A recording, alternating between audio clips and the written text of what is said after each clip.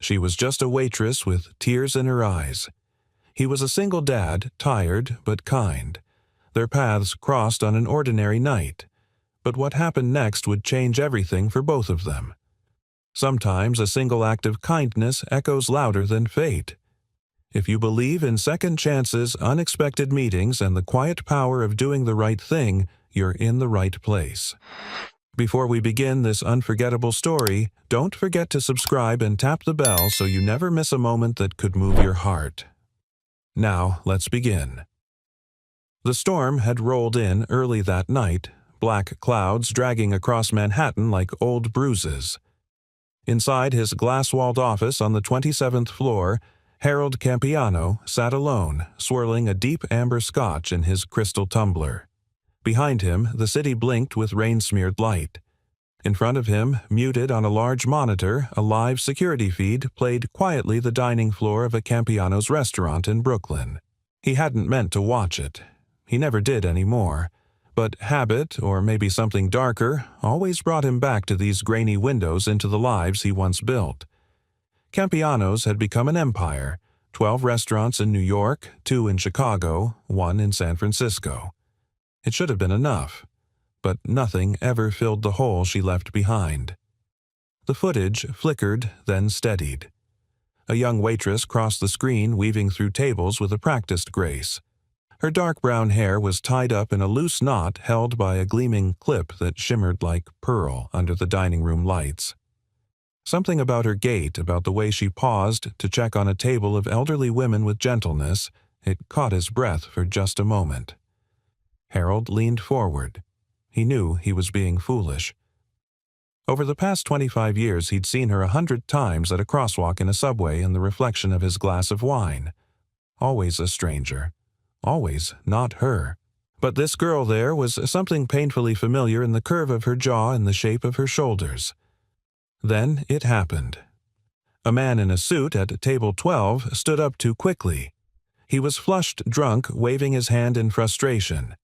The girl, the waitress, apologized, bowing slightly, trying to explain something. The wine glass on his table wobbled, then tipped. Red spread like blood across white linen. The man's voice rose audible even through the mic filters. "Are you deaf or just stupid?" Harold tensed.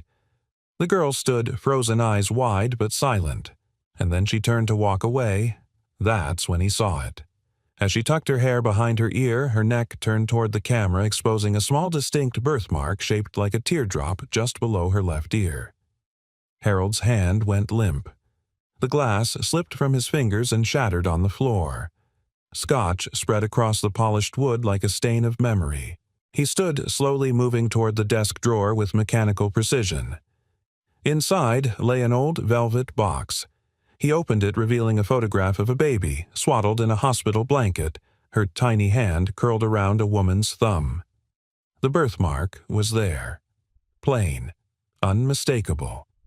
Beside the photo was a small silver clip, a pearl clasp that once held back a newborn's hair for her christening photo. It gleamed under the desk light, identical to the one she had worn just seconds ago on the screen. Harold stumbled back into his chair. His hands shook as he reached for the intercom. "Jared," he said, voice low and tight. Sir, the head of corporate security, answered immediately. "I need a full background check on a waitress working at the Brooklyn Heights location. Her name, find her name. Cross-reference all hiring documents, employee files, anything." He didn't wait for a response. Back at Campiano's Brooklyn, Ella Reynolds stood motionless in the break room, blinking away tears. Her apron was stained with Merlot, her hands cold. It wasn't the first time a customer had raised his voice. But tonight, something cracked. It wasn't the insult. It was the exhaustion of pretending it didn't hurt. She turned the old clip in her hair absent-mindedly, a simple thing vintage and chipped at the edges. Her foster mother had given it to her on her 7th birthday, saying, "I found this with you when they brought you in. I always thought it was too fancy for an orphan." Ella never told anyone how often she stared at it, wondering where it came from. Who it came from? The break room door creaked open. A man in work boots and a blue button-down shirt stepped in, carefully holding a roll of electrical tape and a toolbox. His sleeves were rolled up, revealing strong forearms marked with grease. He had kind eyes. "You okay?" he asked, voice low. Ella quickly wiped her face. "Fine. It's just wine, not blood." He hesitated, then pulled a clean napkin from his back pocket and offered it. She took it silently. "You handled that pretty well," he said. "Some folks yell right back." She let out a hollow laugh. "Yeah, well, I need the job more than I need to be right." He gave a thoughtful nod. "I'm Jack. I handle maintenance for the Brooklyn and Tribeca branches." "Ella." "Well," Ella Jack said, glancing toward the kitchen, "I think you've got more strength than you think." She looked at him, then really looked. He wasn't offering pity, just presence. A stillness she hadn't felt in a long time. From outside, a child's voice called. Dad Jack turned. "Be right there, sweetie." Ella watched as a little girl peeked into the doorway, freckles, pink sneakers, and a backpack nearly her size. "Sorry," Jack said sheepishly. "She does homework while I work late. Her name's Lily." Ella smiled, faintly warmed by something she couldn't explain. "Nice to meet you, Lily," she said softly. The girl beamed. "You're really pretty." "Are you going to marry my dad?" Jack groaned. "Okay, that's enough matchmaking for one night." Lily giggled and disappeared again. Ella laughed a real one this time, and Jack looked relieved. Back in his office, Harold stared at the monitor. She was laughing now, carefree, radiant, and it hit him like a punch to the chest. He whispered to the empty room, "God help me." "Is that you, Isabel?" He hadn't said the name out loud in years, but the name tasted like sunlight and warm arms, like a promise broken and still waiting to be fulfilled. His fingers hovered over the keyboard. If this girl really was her, it would change everything. And if she wasn't, he'd lose her all over again. But this time, he wouldn't walk away. The smell of scorched wires lingered faintly in the air as Jack Miller knelt beneath the industrial stove at the Campiano's downtown location. The outlet had blown again, third time this month, and though it was a fire hazard, corporate refused to shut down operations during peak hours. So they called Jack. They always did. He didn't mind. Jack liked the quiet, like the hum of electricity, and the way fixing something with his hands helped silence the static in his head. It was the silence of grief that still buzzed sometimes 5 years since Beth's accident, and it could still swallow him whole if he wasn't careful. But tonight, the silence was interrupted by a voice. "Dad." "I finished all my spelling words." Jack turned, peeking up over the counter. Lily, in her oversized hoodie, was seated at table 6, swinging her legs and beaming like she'd just won an Olympic medal. Her backpack was unzipped crayons and flashcards spilling out like a mini explosion of chaos. He smiled, wiping his hands on a towel. "That's awesome, sweetheart. Let me finish this last wire and we'll check them together." You always say that she teased, but she returned to her drawing content. A waitress passed by with a tray of pasta, and Jack recognized her instantly. Ella, the same girl from Brooklyn. He hadn't realized she'd been transferred downtown. There was something different about her here. Less guarded. Still quiet, but more composed, like someone learning how to breathe again after being underwater too long. Their eyes met for a fleeting second. She blinked, surprised. He gave a small wave, half expecting her to walk past. But instead, she paused. "You're following me now," she said dryly, though her mouth quirked upward just enough to give it away. Jack grinned. "This time, I had a work order. But maybe fate's following you." Ella rolled her eyes. "That's cheesy. I'm a single dad. Cheesy is all I've got." She glanced over at Lily. "Your daughter's cute. She's terrifying. Brilliant, but terrifying. I like her already." He stood brushing dust off his knees. "You like intimidating small children?" "No, I like people who say what they mean." Jack didn't reply at first. Instead, he reached behind the counter, grabbing 2 bottles of sparkling water and handing one to her. "To saying what you mean," he said. She hesitated, then clinked her bottle gently against his. To that. They stood there for a moment, silent but not awkward. There was something comforting in the ease of their exchange, like slipping into a forgotten rhythm. Jack didn't know what it was about Ella, but something in her reminded him of himself from years ago. Lost, but holding on with quiet courage. Then he noticed the hair clip. She bent to tie her shoe, and the light caught it again. A silver clasp shaped like a petal inlaid with tiny pearls. It was old elegant, out of place on someone like her. That's a nice piece, Jack said casually. Ella's fingers brushed it. Yeah. Kind of strange, isn't it? I've had it as long as I can remember. Where did you get it? She shrugged. My foster mom said it came with me. I used to think it belonged to someone rich, like a lost princess or something. Jack chuckled. I can see that. Yeah, well, that was before I learned that foster care doesn't come with fairy tales. There it was again. The wall. He could feel it between them, rising like a shield she didn't even know she was lifting. He decided not to push. Some of the best stories don't start pretty, he said, but they end better than you'd ever expect. Ella tilted her head. Are you always this positive? No, Jack admitted, but I've learned that hope is a habit, and I've got a little girl who watches everything I do. She smiled, small, soft, real. She's lucky. No, Jack said, glancing at Lily with warmth that seemed to radiate from his very core. I'm the lucky one. Ella looked away, but not before he saw the flicker in her eyes. Longing, maybe, or memory. He didn't press it. He just stood with her in the silence, offering presence instead of pressure.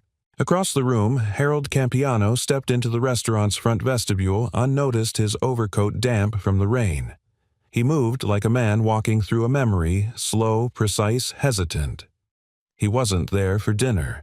He was there for her. From the far end of the dining room, his eyes locked on Ella. She laughed at something Jack said, head tilted slightly, the pearl clip catching light once more. That laugh, it wasn't a stranger's laugh.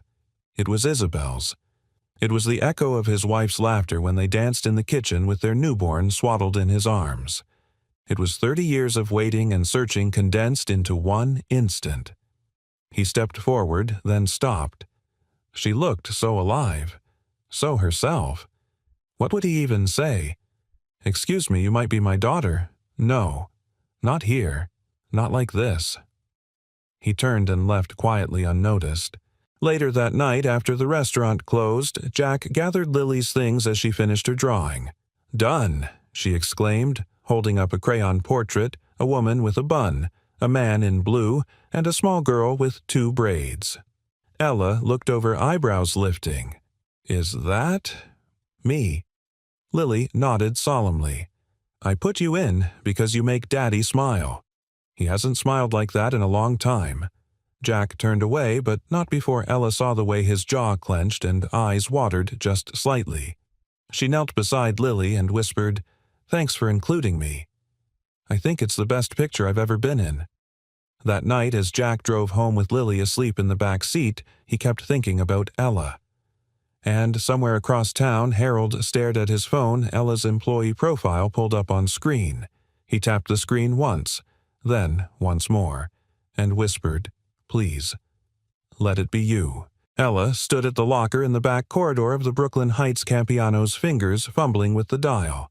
Her shift had just ended, but her heart still raced from the unexpected visit by someone she didn't even realize had been watching. The manager had called her in 5 minutes earlier and handed her a corporate sealed envelope. Head office wants you transferred to the flagship in Manhattan, he said with a neutral face, but the tone behind his words hinted at something else. Reluctance, maybe even irritation. Effective immediately.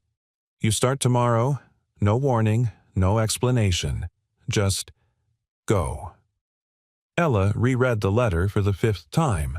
The words blurred, heavy, and strange. Selected for developmental opportunity at Campiano Central. Potential management track. Temporary relocation. Full salary continuation. She'd only worked here 6 months. Before that, she'd bounced between waiting tables and cleaning offices, always one bad shift away from being let go. But now, they wanted her at the flagship on a management track. It didn't feel like a promotion. It felt like being watched. Across the city, Harold Campiano sat in the back of his private car, a black Lincoln with leather seats that always felt colder than they looked. Rain glazed the windows as the driver eased through midtown traffic. "Is she on the schedule for Central?" he asked without looking up from the file in his lap. "Yes, sir," replied Jared, his discreet security chief seated beside him. "Shift starts tomorrow at noon." Harold nodded once. The file in his hands held everything they'd found, what little there was. No birth certificate, no known biological family, registered in the foster system at 18 months, multiple placements, mostly stable but no formal adoption ever completed. And then there was the clip. He held the photo beside the printout of the current video still. Side by side, they were identical. And yet, he was terrified. What if he was wrong? What if he stepped into this and shattered a stranger's life just to try and fix his own? At home that night, Ella sat alone on the edge of her couch, the apartment too quiet around her. Her foster mother had been moved to a care home just 2 weeks earlier, her memory vanishing by the day. The silence in the apartment felt like it was growing claws. She took the clip from her hair and held it between her fingers. Its edges were smooth now, worn down by years of habit. It was her only keepsake, the only thing that had followed her from group home to group home like a ghost of something forgotten. Sometimes she imagined it had belonged to a mother who loved her, who meant to come back. Tonight, for the first time, she wondered, what if that was true? She turned her head toward the small box of belongings she hadn't opened in months. Letters, scraps, a single childhood photograph of her in an unknown garden, with a woman whose face had been torn away by time. Ella opened the box slowly. Inside, tucked into a folded piece of paper, was a hospital tag, Reynolds, female, 3 days. No first name. No date. Just that. She stared at it, her heart a fist in her chest. The next morning, Manhattan greeted her with gray skies and a wind that cut through her coat. The flagship Campiano's looked nothing like the warm, brick-lined Brooklyn location. This place gleamed modern lines, chrome fixtures, velvet curtains on the windows. It felt like a place meant to be looked at, not lived in. The manager at Central, Mrs. Rivera, was a woman in her 50s with a no-nonsense bun and the sharp gaze of someone who had survived decades in fine dining without losing a single tablecloth to carelessness. "You must be Ella," she said without smiling. "They've given you 4 days a week, lunches and prep. You'll shadow Emily and Nicole for service protocols." "Yes, ma'am." Rivera studied her for a moment longer, then gave a single nod. "Good posture. Don't smile unless you mean it. Guests can tell." As Ella changed into her new apron and surveyed the dining hall, she felt the air shift around her, not just from nerves.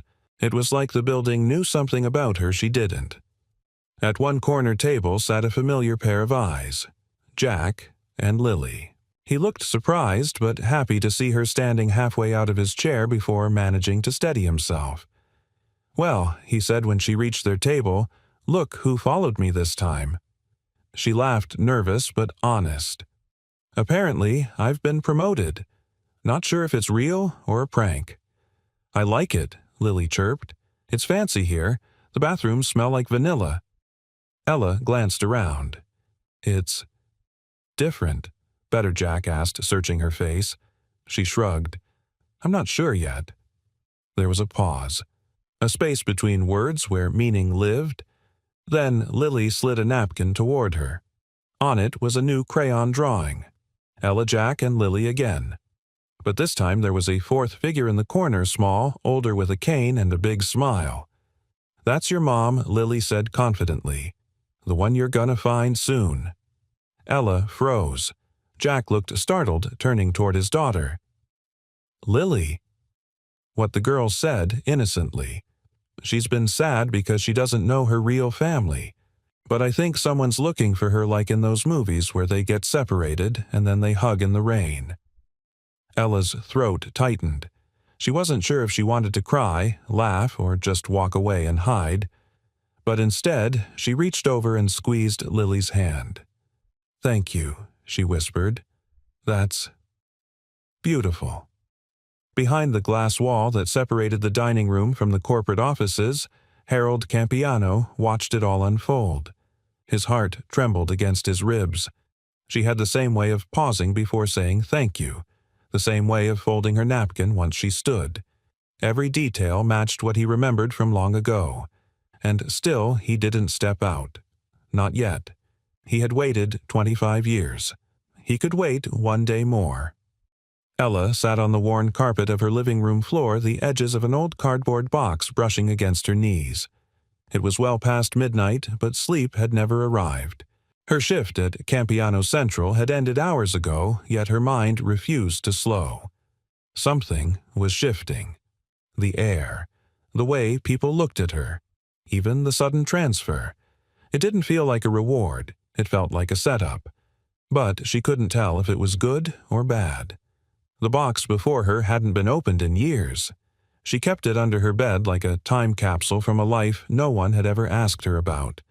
Inside were pieces of herself with no glue to hold them together. A baby sock.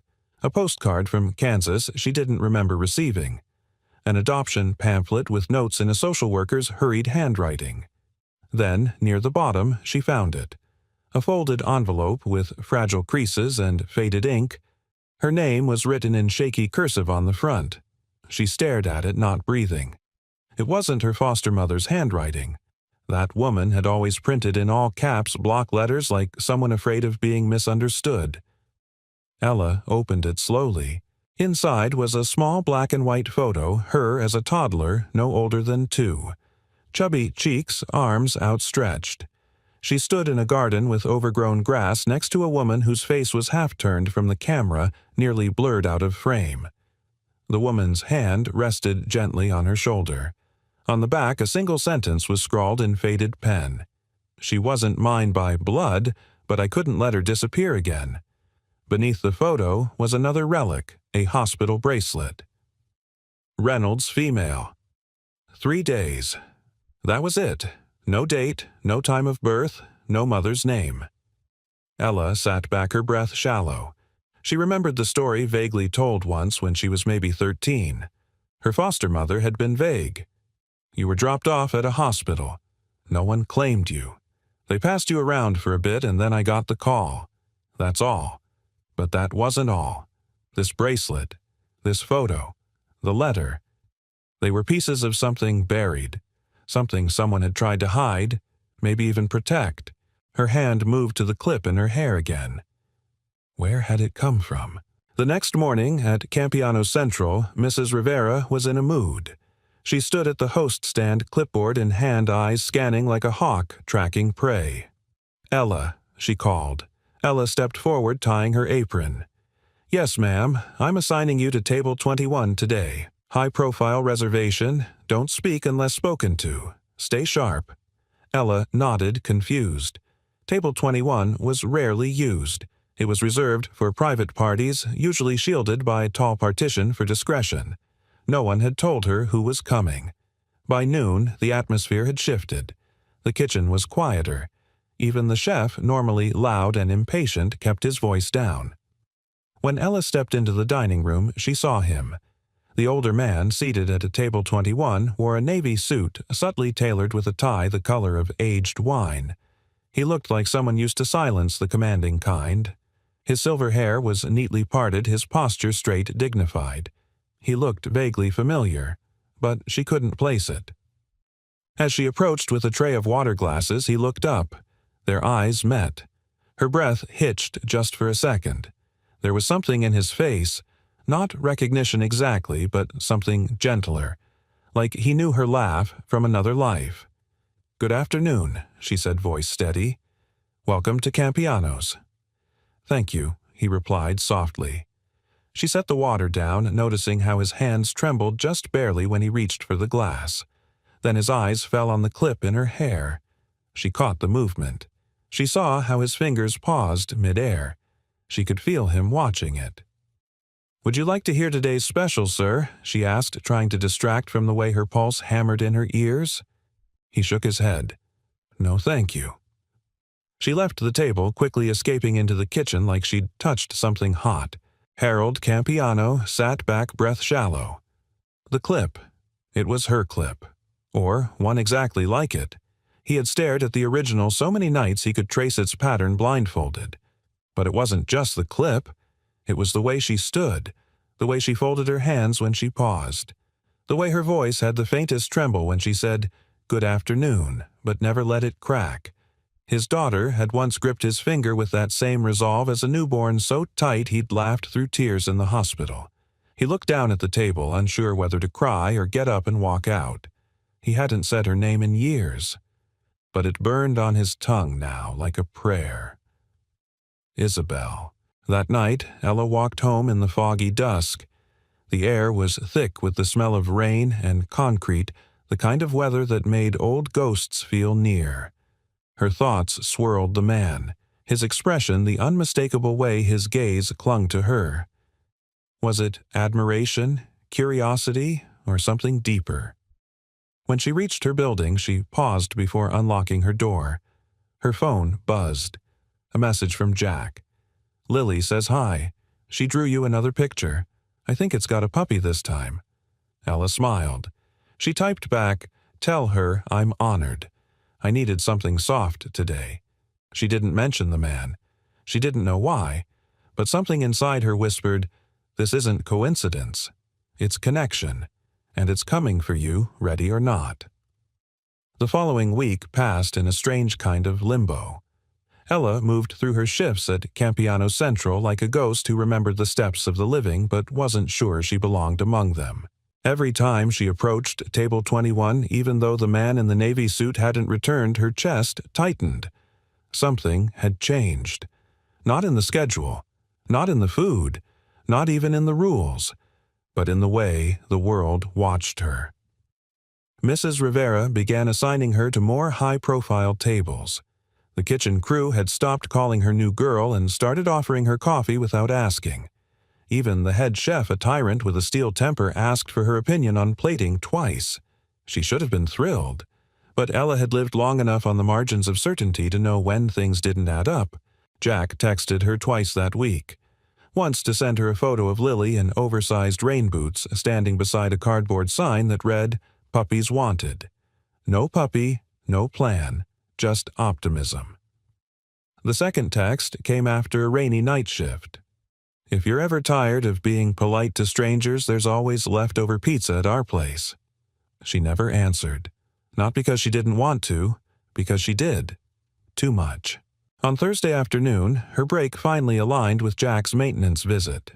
He was replacing an air filtration unit in the back kitchen, grumbling good-naturedly as he balanced on a stool that clearly wasn't built for full-grown men. Ella leaned against the counter, arms crossed, watching him with a half-smile. "You know, you could just ask for a ladder." "Where's the fun in that?" She tilted her head. "And if you fall?" He looked down at her and grinned. "Then at least I'll be in the right place for dinner."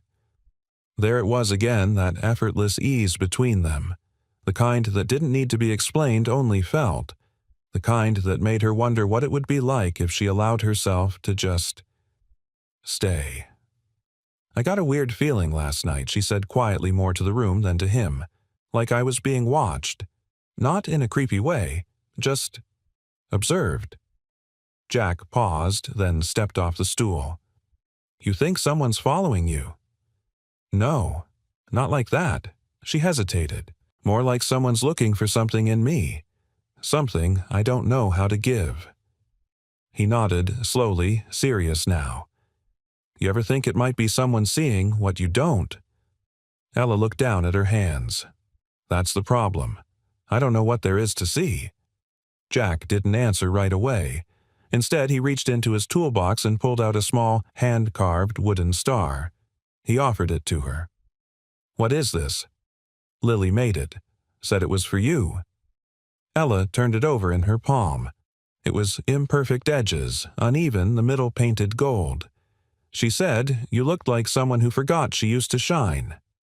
Ella's throat tightened. Jack shrugged, trying to play it casual, but there was nothing casual about the look in his eyes. Kids don't lie about things like that. That night, Ella couldn't sleep.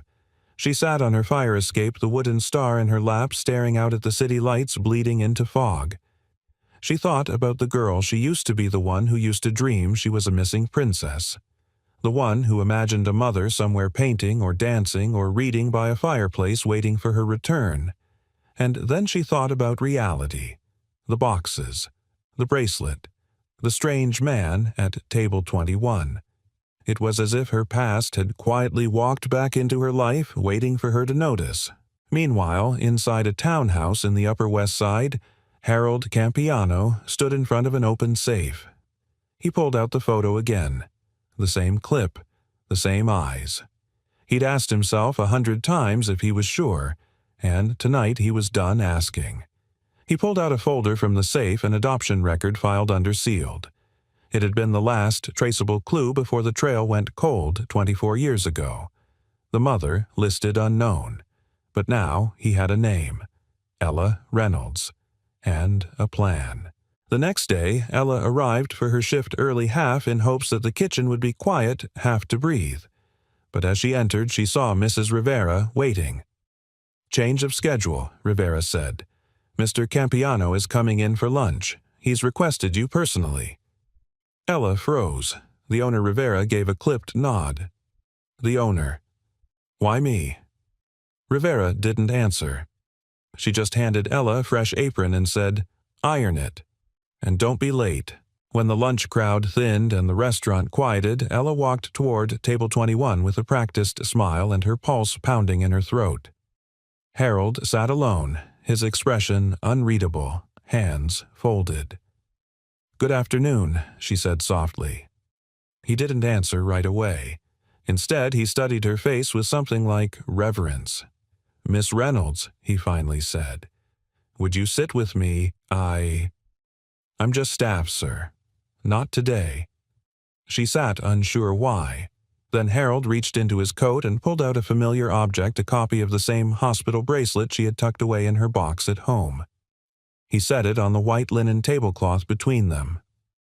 Ella's breath caught. "I believe he said gently that you may be my daughter." The world didn't fall silent. It shattered. Not with sound, but with everything it had taken her years to hold together. She stared at the bracelet, then at him, and all she could whisper was, what the bracelet sat between them on the pristine white linen like a detonator, quiet but capable of blowing her world apart. Ella didn't move, didn't blink. Her hands stayed folded in her lap knuckles, bloodless. Harold Campiano sat opposite her, composed in the way only people with practice at grief can be. There was nothing dramatic about his delivery. No tears, no dramatic reveal. Just the calm certainty of someone who'd waited so long for truth that the silence now felt sacred. "I don't understand," she said at last, her voice low and tight. "Why would you think that? Why me?" He didn't reach across the table. He didn't invade her space. Instead, he nodded toward the bracelet. "When you were taken from the hospital 25 years ago, that tag was all that was left behind. The nurses said you were wearing it. We kept it. Hoping." "I wasn't taken," she said quickly, instinctively. "I was left at a hospital, in Kansas. When I was a baby." His jaw tightened.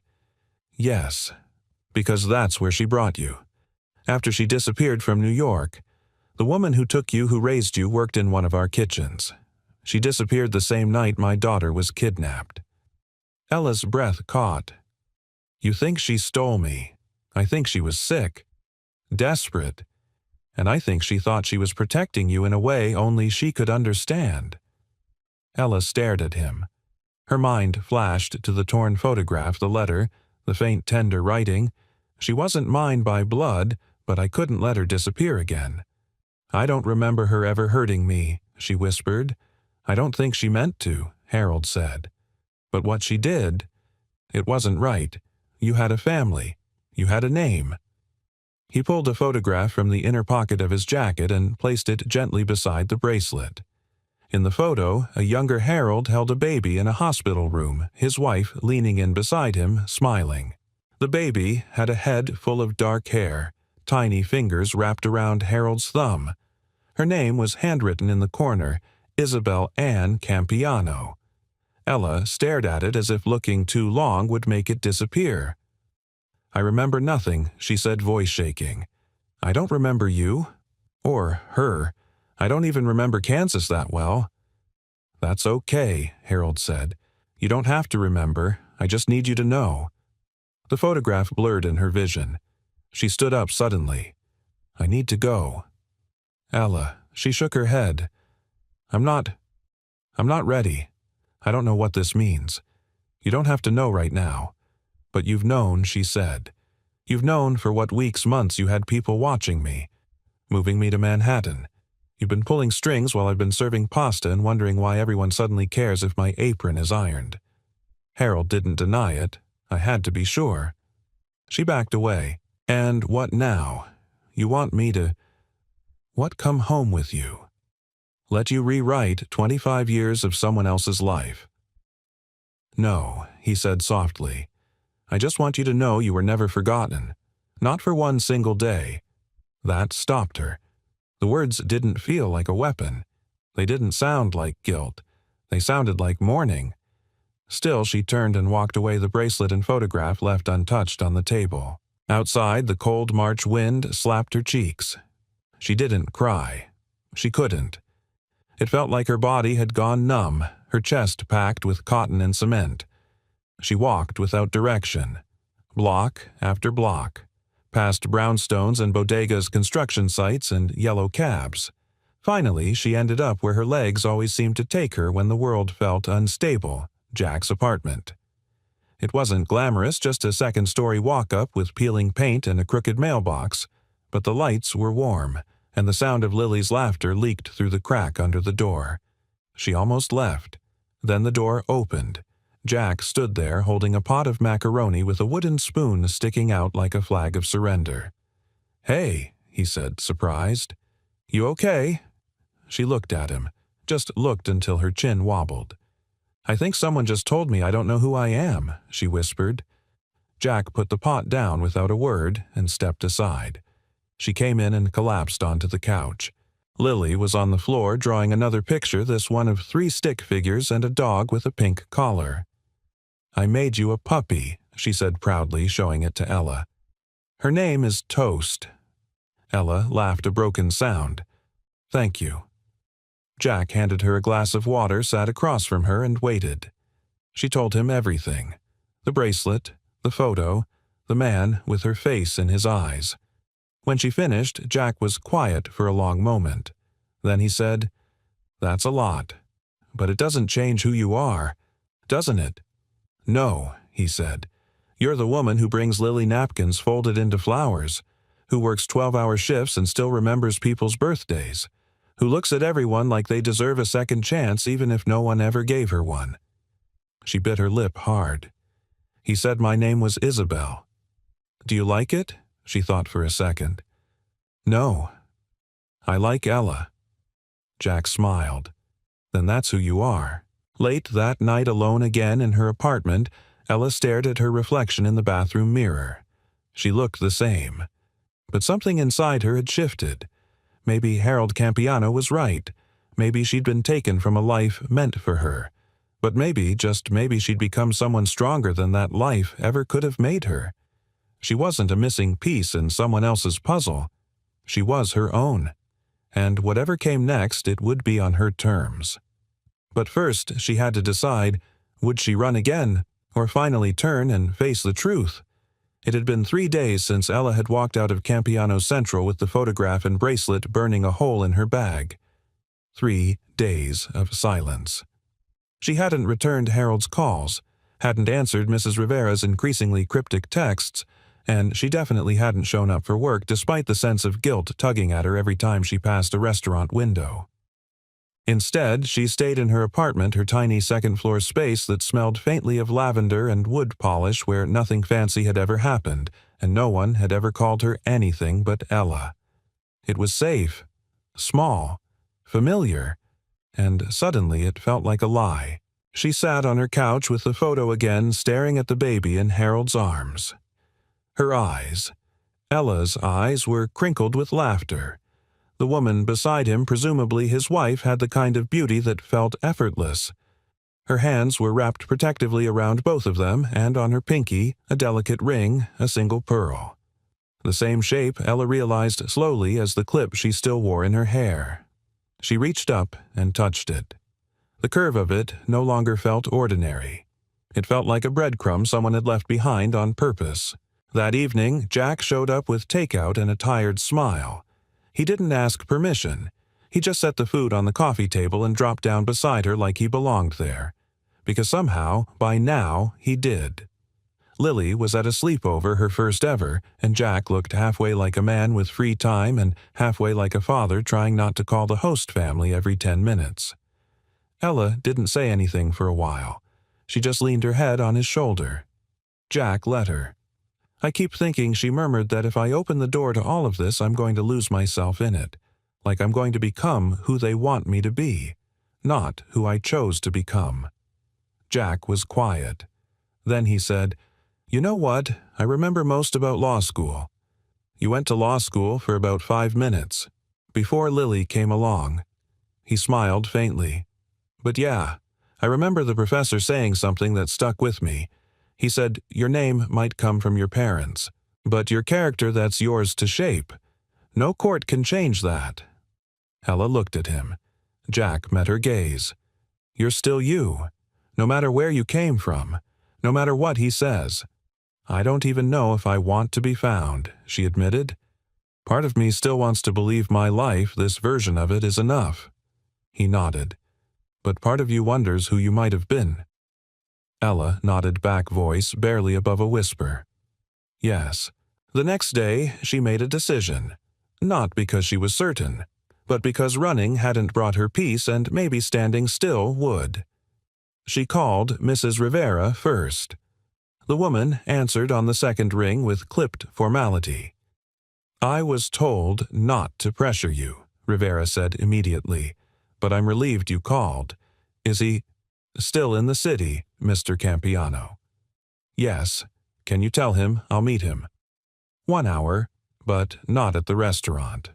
"Where then?" Ella looked out the window, eyes landing on the small neighborhood park where she used to read after late shifts. The place with the rusted bench and the creaky swing. A park in Brooklyn. "I'll send the address." The sun was low in the sky when Harold arrived. He walked slowly, not like a man who was old, but like someone trying to remember how to be gentle. Ella sat on the bench already, her back straight, hands clasped in her lap. She didn't stand when he approached, but she did nod toward the space beside her. He sat. Neither spoke for a full minute. Finally, she broke the silence. "Why didn't you say my name that day?" He turned slightly surprised. At the restaurant, she nodded. "I didn't know if I had the right." That surprised her. "You're my father." "Yes. But you didn't know that. And I didn't want to take something from you without asking." She looked down at the bracelet now resting in her palm. "Isabel," she said aloud, testing it.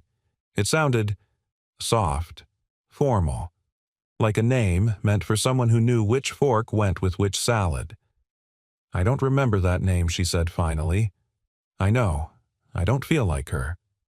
Harold smiled gently. "Then don't be.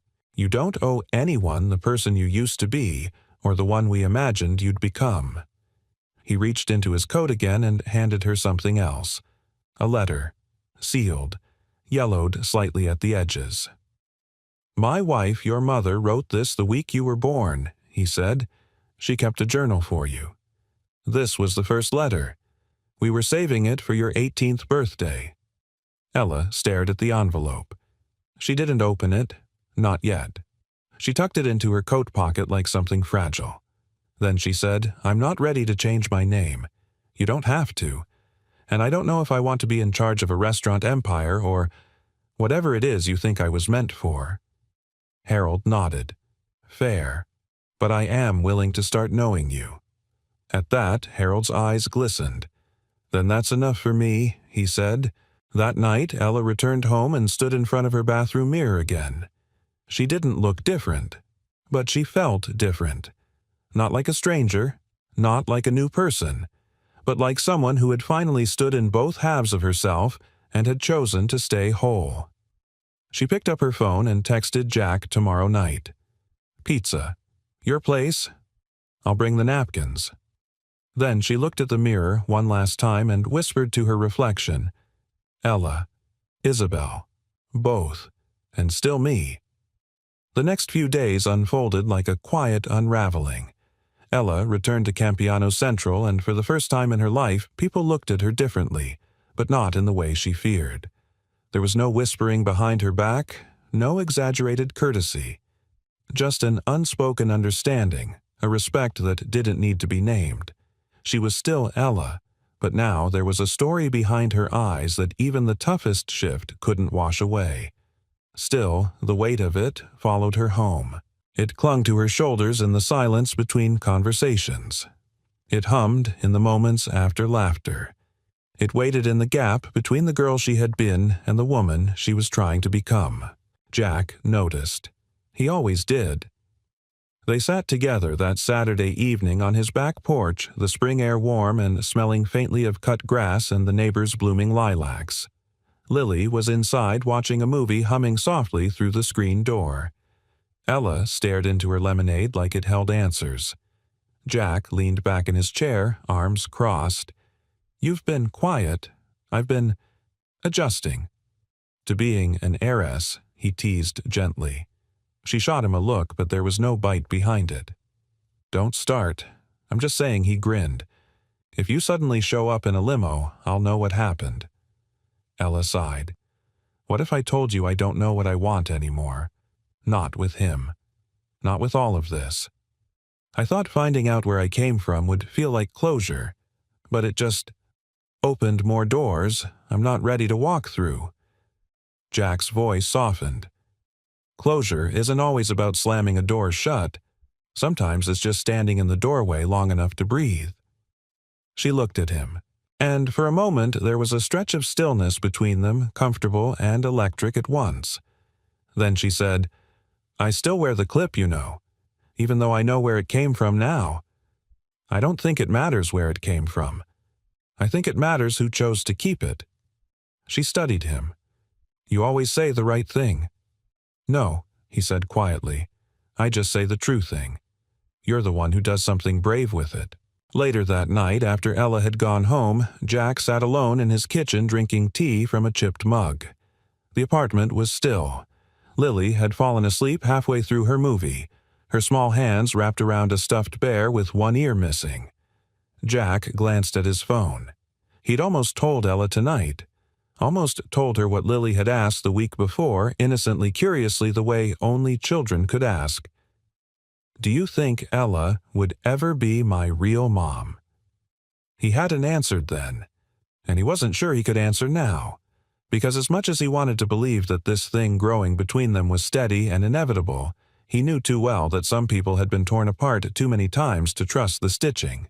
The next day, Ella visited the care home where her foster mother now lived. The building was clean and warm, with soft lighting and nurses who smiled tiredly. The kind of place where time moved slower because there were fewer people left trying to outrun it.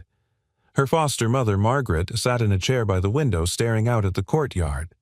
Her once bright eyes were fogged now, her voice faint and inconsistent. Some days she remembered Ella's name. Most days she just called her sweetheart. "Hi, Margie," Ella said softly, kneeling beside her. Margaret turned, blinking slowly. "You brought the sun with you again." Ella smiled. "I think the sun was already here." She took Margaret's hand, thin, papery, but still warm. "I found out something," she said. "Something big." Margaret blinked, distant. "I found out who I was. Before you. I met him." She waited. "Nothing." Then just barely, Margaret murmured, "You always were a gift. I didn't steal you. I just couldn't let go." Ella nodded, tears stinging. "I know," she whispered. "I think I understand now." Margaret reached up slowly, brushing Ella's cheek with shaking fingers. "Still my girl," she said, and then closed her eyes, drifting back into sleep. Ella stayed there a long time, her head resting gently against Margaret's leg, the silence not painful now, but full, whole, forgiving. That evening, Ella returned to her apartment and sat in the quiet. She didn't turn on music. She didn't reach for her phone. She reached for the envelope instead, the one Harold had given her in the park, the one with her mother's handwriting on the front. She opened it. Inside was a letter. The paper was delicate, but the ink had held up. "My darling Isabel. I don't know who you'll become or what your voice will sound like when you laugh, or if you'll grow to love painting or poetry or dancing barefoot in the garden like I did. But I want you to know that from the moment I saw you, I knew you would never belong to me. You would belong to the world. You are not a possession. You are a purpose. And whatever this life gives you, don't ever let them tell you that your softness is weakness. Your kindness will be your compass. Follow it even when you're lost. And if you ever feel far from home, close your eyes. Listen to your heart. That's where I'll always be. With all my love, Mom." Ella wept, not in sorrow, not in anger, but in release. And when the tears dried, she folded the letter, neatly kissed the edge of the paper, and placed it beside her pillow. She didn't know what tomorrow held, but she knew who she was now. Ella, Isabel. Not either or. Both. Whole. Finally. The spring sun peeked through the blinds of Jack's kitchen, casting golden stripes across the worn tile floor. He stood at the counter flipping pancakes with a precision that only came from years of single fatherhood. Lily sat at the table humming and coloring while periodically sneaking chocolate chips into her mouth. Ella had texted late the night before, "Are you home in the morning? I need a place to breathe." He hadn't hesitated. Always. The knock came right on cue. He opened the door to find her standing there in jeans, a hoodie, and that old clip in her hair still clinging, still symbolic. But something about her was different. Her posture, her stillness, the way she didn't flinch at her own presence. "You look," Jack said, then paused, unsure. "Like I finally stopped running," she offered. "Yeah, like that." He stepped aside and she stepped in, inhaling the familiar scent of cinnamon and maple syrup. Lily grinned from her chair. "We saved you the biggest pancake." Ella smiled, warmth blooming in her chest. "That's the best kind." As they ate, the room filled with casual chatter about school projects, which crayon colors were superior, and why pancakes were better than waffles because pancakes don't scratch your throat. But beneath it all, a deeper current stirred. After breakfast, Lily settled on the couch to read, and Jack motioned for Ella to follow him outside. They stepped into the modest backyard, a patch of grass, a tired fence, and a garden box filled with stubborn mint. Jack leaned against the porch railing. "You want to tell me where you've been?" Ella took a breath. "With him. My Harold. We've had a few conversations. It's been a lot, I figured. He gave me a letter," she said, "from my mother, my birth mother. She wrote it when I was born." Jack's brows lifted slightly, but he didn't interrupt. She said, "She knew I didn't belong to her, that I belonged to the world." Jack studied her. "And how does that feel? Like someone handed me a name I forgot I was born with, and it fits, but not like a glove, more like a coat I've grown into." He nodded, then asked softly, "So what?" Now Ella hesitated. "I want to go back, to where it started. Not the fancy Manhattan office, the old Campiano's, Brooklyn. That's where I first felt seen, where someone handed me a napkin and said, 'You're not invisible.'" Jack's throat tightened. He didn't need to ask who that someone had been. "I want to build something real," she said. "Not because it's a legacy or an empire, because it's a place where people matter." Jack met her eyes. "You don't need permission, Ella. You never did." She stepped closer. "Would you help me?" "With what?" "With everything." He laughed softly, the kind of laugh that held disbelief and joy in equal measure. "You're serious?" "I want to open a place," she said. "A small one. Not corporate, not perfect, just honest. With long tables and mismatched chairs and pie that tastes like someone's childhood." Jack rubbed the back of his neck. "You've thought about this a lot." "I've lived it," she said. "Now I want to give it back." Over the next few weeks they made plans. Not grand ones, not glossy or investor-backed. Real ones. They visited the old Brooklyn Campianos together, now closed for renovations. Harold had offered it to her quietly with no fanfare, no conditions. "If it's going to be used again," he said, "let it be by someone who remembers how it felt to cry behind the kitchen door and still show up the next morning." Jack had started sketching layouts. Ella had started writing menu notes on napkins. Lily, ever the mascot, suggested a name, Lily's Table. "Because it's where everything starts," she said with certainty, "and where people come back to." Ella cried when she heard that. Not the sobbing kind. The kind where a single tear falls and you realize your whole life has led to this single quiet moment. One afternoon, while painting the front sign with Jack, Ella asked him, "Why didn't you ever leave?" After Beth died, Jack paused, brush in hand. "I thought about it," he said. "A lot. But every time I looked at Lily, I knew that if I ran I'd miss the miracle that came next." Ella nodded slowly. "You're that miracle too," he added. She looked at him startled. "I know you've been through hell," he said, "but somehow you made it out, not bitter, not angry. Just better. Kinder." Her voice trembled. "Do you mean that Jack smiled?" "I've never meant anything more." They sat on the stoop as the sun dipped low, the new sign drying above them. Lily's Table. Where kindness begins. Ella leaned her head on Jack's shoulder and he wrapped his arm around her, easy and sure.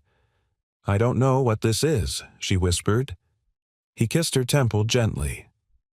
"It's a beginning," he said. And for the first time in her life she didn't flinch at the idea of staying. She didn't feel like someone living on borrowed space or borrowed time. She felt like someone who had stood still long enough to know this love, this table, this life was hers. And she was finally ready to claim it. The first time the front door of Lily's Table opened to the public, it wasn't with fanfare. There were no press releases, no social media blitzes, no velvet ropes. Just a chalkboard sign on the sidewalk that read, "Grand reopening, come in hungry, leave seen." It was a Saturday morning in late spring. The air smelled like warm pavement and honeysuckle. The sun filtered through the big front windows, bouncing off glass jars filled with fresh-cut herbs and old silverware collected from thrift stores. Mismatched chairs had been sanded and repainted in soft pastels. Handwritten menus sat rolled into napkin rings. Ella stood behind the counter wiping her hands on a clean apron. She glanced around at what they'd built, not perfect but purposeful. Jack emerged from the back, adjusting the music speaker. "You ready?" "Not even a little," she said, laughing nervously. He grinned. "That's a good sign." Lily, standing on a milk crate behind the hostess stand, looked up from the coloring book she'd been using to keep busy for the last hour. "I'm ready." Ella smiled and reached over to squeeze her hand. "Then that makes one of us." The first customers were a retired couple who used to eat at the Brooklyn Campianos every Sunday after church. They paused in the doorway as if trying to reconcile memory with reality. "It smells the same," the man said, voice full of wonder. "Like rosemary and garlic and I don't know." Hope Ella greeted them personally and seated them near the front window. The second group was a young woman and her son. The boy had autism, and the woman nervously asked if it was okay if he made noise. Ella knelt beside him, offered him a basket of crayons, and said, "Hear noise is part of the recipe." By lunchtime, the small space was full. Jack moved between tables, checking on equipment and helping run food. Ella floated from guest to guest, refilling coffee, offering samples of the day's peach tart, and laughing, truly laughing with the kind of ease she never thought she'd find. In the corner, a reserved table remained empty, until Harold Campiano walked in. He wasn't wearing his usual tailored suit. Instead, he wore a blue Oxford shirt, sleeves rolled, hands tucked nervously in his pockets. He paused at the doorway, unsure whether to enter as a CEO or a father.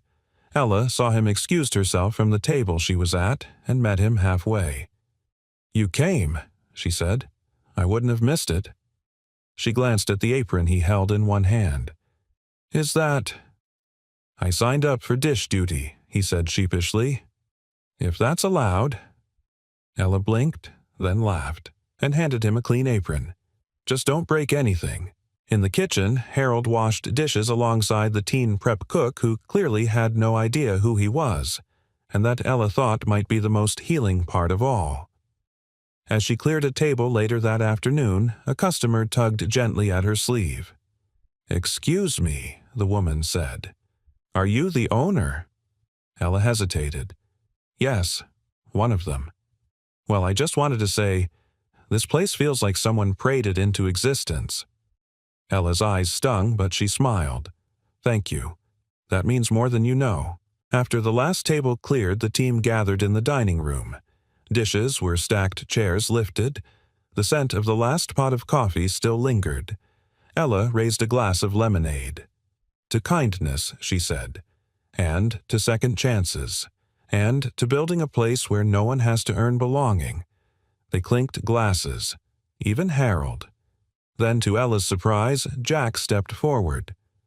"I know this isn't on the schedule," he said, voice slightly nervous, "but I have one more thing to say." He looked at her eyes, soft and steady.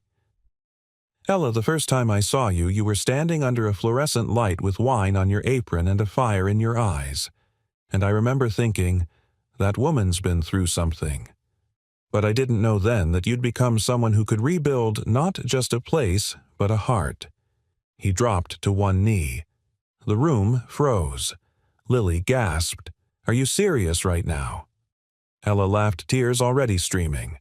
Jack pulled out a ring, not flashy, not expensive.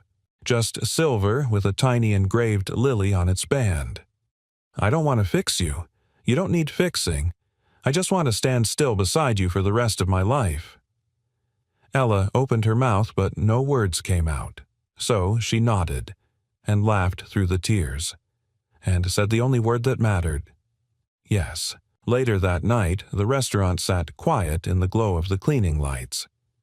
Ella walked through the empty room, fingers tracing the edge of table 6, the one where she first served Lily pancakes she hadn't ordered.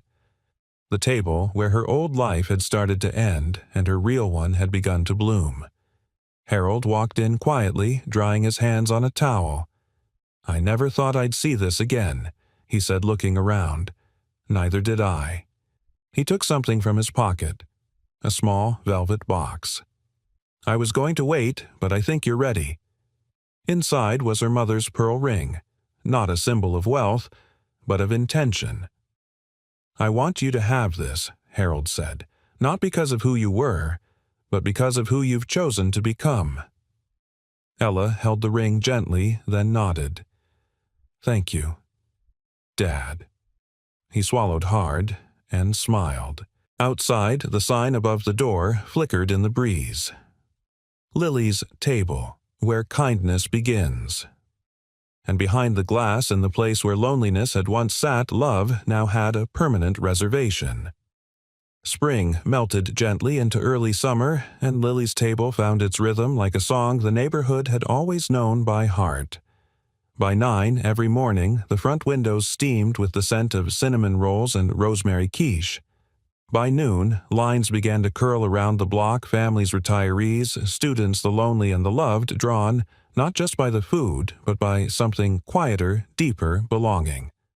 Ella had once lived in fear of names, of what they meant, of what they could erase. But now she signed 2 on every form: Ella Reynolds, the girl who endured; Isabel Campiano, the daughter who was found. Both were true. Both were hers. One Monday afternoon, Ella stepped into the back room of the restaurant where a small chalkboard wall displayed scribbles left by guests. "The pancakes taste like Sunday mornings. I came alone, but I didn't feel alone. This place knows my name." She ran her fingers over the words and smiled, heart full. In the corner of the room, Harold sat with Lily, teaching her how to fold napkins into swans. "You're getting better," he said, adjusting her hands gently. "I'm going to be the folding manager," Lily declared. Ella leaned against the doorframe and watched them. Her daughter, because that's what it felt like now with the grandfather she never imagined. Not one of power and suits, but of steady hands and quiet redemption. That evening, just before closing, Jack arrived carrying a picnic basket. He wore his usual blue work shirt and a sheepish grin. "You're not allowed to bring outside food into my restaurant," Ella teased. He held up the basket. "Even if it's homemade lemon bars." She narrowed her eyes. "You're lucky I love you." "That's the plan." They spread a blanket on the roof of the building, an old maintenance access spot they'd converted into their unofficial sanctuary. From up there, the city looked softer, like it too had exhaled. They ate lemon bars and watched the sun melt behind the skyline. Ella rested her head on Jack's shoulder.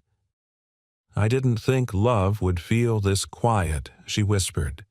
He kissed her hair. "The good kind always does." As dusk deepened, Ella reached into her pocket and pulled out the pearl clip, slightly worn, slightly tarnished. "I think I'm ready to let this go," she said. Jack turned to her, brow raised. "Are you sure?" She nodded. "It carried me when I didn't know who I was. But now, I don't need it to remember anymore." She set it beside the candle lantern they'd lit, its light catching on the mother of pearl. Then, from the rooftop, she looked down at the glowing sign below. "Lily's table, where kindness begins." And she thought of all the kindnesses that had saved her. A man who handed her a napkin when the world mocked her. A little girl who saw her not as broken, but beautiful. A father who never stopped believing even when the whole world told him to. A stranger's letter, written in hope, received in time. A restaurant. A table. A name. The next morning, Ella woke early. She stood in front of the bathroom mirror in a white dress, simple flowing, not flashy. Lily burst into the room in a floral crown she'd insisted on making herself. "Do I look like a flower princess?" she asked breathlessly. Ella smiled at her in the mirror. "You look like the most important girl in the world." "You too," Lily said, then paused. "Are you nervous?" Ella thought about that. "No," she said, surprised by the truth of it.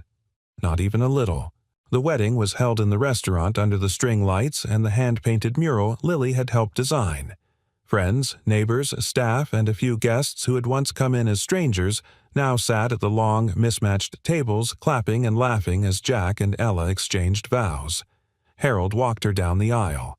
No speeches, just a quiet moment before he handed her off with a kiss on the forehead and eyes full of peace. When Ella said "I do," it was more than a promise to love. It was a promise to keep choosing joy, to keep staying still even when fear whispered otherwise, to keep building tables, families, bridges, to keep remembering that she was never lost, only waiting to be known. That night, after the music faded and the last guest left, Ella stood alone in the dining room. The lights were low. She walked slowly to table 6, the one where it all began. She sat down and placed her palm on the wood, now worn smoother than before. Then she whispered, "Thank you." For the moment she thought was the end. That turned out to be her beginning. And somewhere out in the city, another woman sat alone at a table wondering if kindness still existed in the world.